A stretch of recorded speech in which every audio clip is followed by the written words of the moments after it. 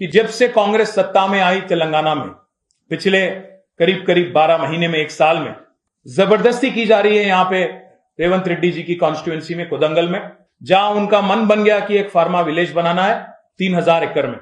तो क्या किया उन्होंने दुदियाल मंडल में पोलेपल्ली, हकीमपेट, पुलिचरला कुंटा तांडा, आरबी तांडा और लकाचरला, ये पांचों गांवों में नोटिफिकेशन इश्यू कर दिया 1373 एकर्स अक्वायर करने का एक फार्मा विलेज बनाने के लिए।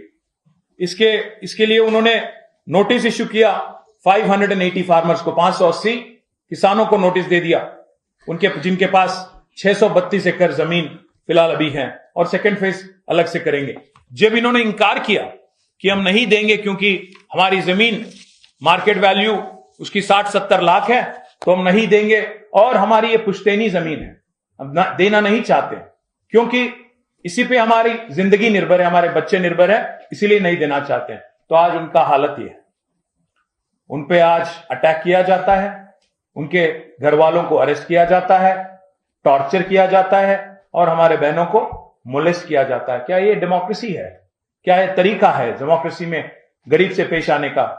आप सहमत है? अगर आप कोई रईस आदमी के घर पे होता है तो आपके लिए सहमत होगा? ये आवाज नहीं उठाएंगे तब भी। इसीलिए मैं कहता हूं, पूछना चाहता हूं, इनकी गलती यही है किसानों की कि इन्होंने मना कर दिया कि हम जमीन नहीं देंगे। जब आए थे कलेक्टर और बाकी अफसर पब्लिक हियरिंग के लिए, जैसा अभी हमारे बहन ज्योति ने कहा, उनको अंदाजा तक नहीं था कि कलेक्टर आए वहां पे, उनको अंदाजा तक नहीं था। कोई अफसर आए, इनको सुनाना था, तो उनकी दर्द 9 महीने वाली दर्द है। 9 महीने से ये लोग चीख रहे हैं, पुकार रहे हैं कि कोई हमारी आवाज सुने, कोई कम से कम रिस्पॉन्ड करे। कोई नहीं सुनने के तैयार है। न चीफ मिनिस्टर समय देते हैं, न इंडस्ट्रीज मिनिस्टर समय देते हैं, जिला के जो मिनिस्टर है उनके पास समय नहीं है। तो क्या करें? हड़ताल कर रहे थे, पदयात्रा कर रहे थे।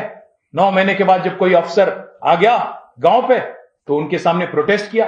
अब ये इनका गुनाह है कि जमीन नहीं देना था, प्रोटेस्ट किया, तो वही गुनाह था, इसीलिए कॉन्स्पिरेसी केस लगाया गया इन पे, हमारे गरीब बहनों पे, भाइयों पे। और आज तक 30 से ज्यादा किसानों को जेल भेज दिया गया, जहां उनकी टॉर्चर की गई, 3rd डिग्री टॉर्चर। हम खुद मिले उनसे संगारेड्डी सेंट्रल जेल में, हम खुद जाके मिले, हम हमारे बहन सत्यवती जी जाके मिले वहां पे।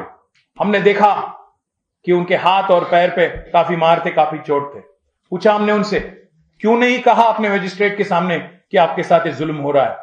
तो उन्होंने कहा कि भाई, अगर हम कहते मजिस्ट्रेट के सामने, हमें कहा गया कि फिर से पीटेंगे आपको और आपके घर जाके घर में घुस के आपके घर वालों को मारेंगे, तो इसीलिए हम डर गए।